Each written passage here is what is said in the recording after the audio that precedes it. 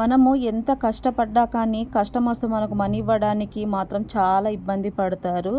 So, అలా కాకూడదు అంటే మంచి మంచి టిప్స్ అయితే నేను చెప్తానన్నమాట. మనం వెనకాల దోరీలు పెట్టుకుంటాం కదా! దోరీలకు సో, నార్మల్‌గా అయితే పెట్టేస్తారు. అలా కాకుండా కొంచెం వాళ్ళు సాటిస్ఫాక్స్ కావడానికైతే కొంచెం మనం డిఫరెంట్‌గా తయారు చేస్తే సో, బాగుంటదని నా ఫీలింగు. సో, మీ ఫీలింగ్ ఏంటనేది నాకు కామెంట్ చేయండి. నేను ఇలా అయితే ఒక క్లాత్ తీసుకొని సో, సమోసా టైప్‌లో అయితే స్టిచ్ చేసుకుంటున్నాను. మధ్యలో అయితే ఒక దారం పెట్టేసాను దోరి.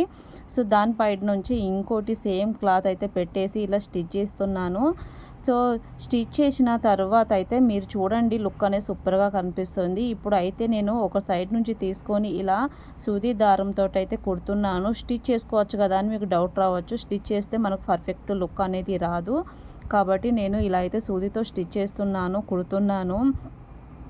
సో, కుట్టడం వల్లనే మనము మంచిగా దగ్గర పట్టి కుట్టాలి, లేకుంటే ఊడిపోతది. సో, ఇలా అయితే సీదా ఉంది కదా! సీదా తీసుకొచ్చి ఉల్టా సైడ్ అయితే ఇలా మంచిగా స్టిచ్ చేసుకోవచ్చు. ఇది కుట్టుకోవచ్చు, కానీ కుట్టుకుంటే బాగోదు కాబట్టి మనం సూది దారంతోటి అయితే ఇలా కుట్టుకోవాలి. మనం స్టిచ్చింగ్ కూడా చేయొచ్చు, కానీ మనం స్టిచ్ చేస్తే సరిగ్గా రాదు అక్కడ.